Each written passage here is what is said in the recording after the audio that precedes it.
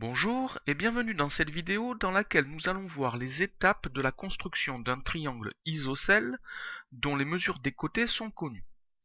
Alors avant de voir les étapes de la construction, nous allons faire un petit rappel de vocabulaire. Tout d'abord, un triangle isocèle est un triangle qui possède deux côtés de même mesure.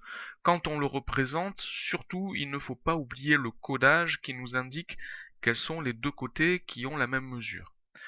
Ensuite, le côté qui a une mesure différente s'appelle la base du triangle isocèle et le sommet qui est opposé à la base s'appelle le sommet principal.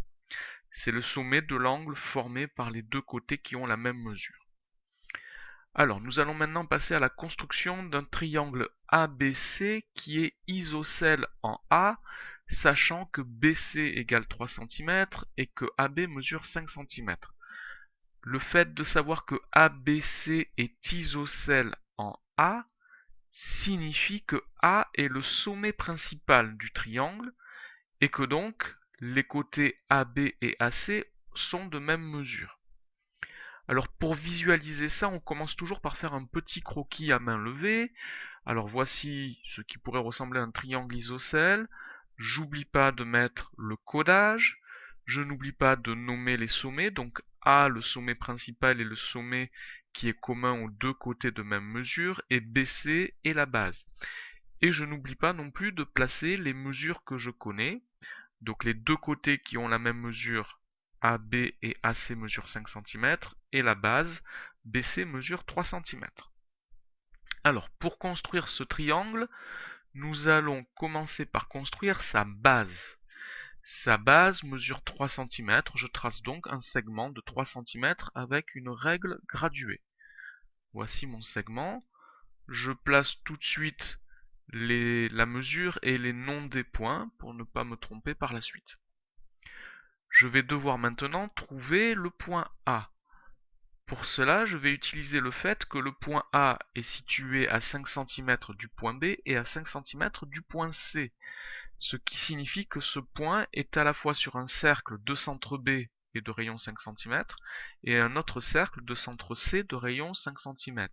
Le point A est donc une des deux intersections de ces deux cercles. Donc on va commencer par tracer au compas ces deux cercles, ou plutôt des arcs de cercle, de centre B et de centre C, qui ont pour rayon 5 cm. Donc au compas, je prends l'écartement sur une règle, un écartement de 5 cm, et je vais tracer un arc de cercle en piquant mon compas sur le point B. Voici mon premier arc de cercle. Je garde l'écartement au compas et je pique le compas au point C et je trace un second arc de cercle. L'intersection des deux arcs de cercle me donne le point A. Donc je peux maintenant tracer les deux côtés du triangle qui me manquent, le côté AB et le côté AC. Je n'oublie pas de placer le codage, les côtés AB et AC ont la même mesure. Et enfin, dernière remarque, la construction est terminée. Surtout, ne pas effacer les deux arcs de cercle, ce sont les marques de construction. Elles doivent rester visibles puisqu'elles indiquent la méthode que j'ai utilisée pour faire ma construction. Voilà ce qu'il faut savoir pour la construction d'un triangle isocèle. Merci d'avoir regardé cette vidéo.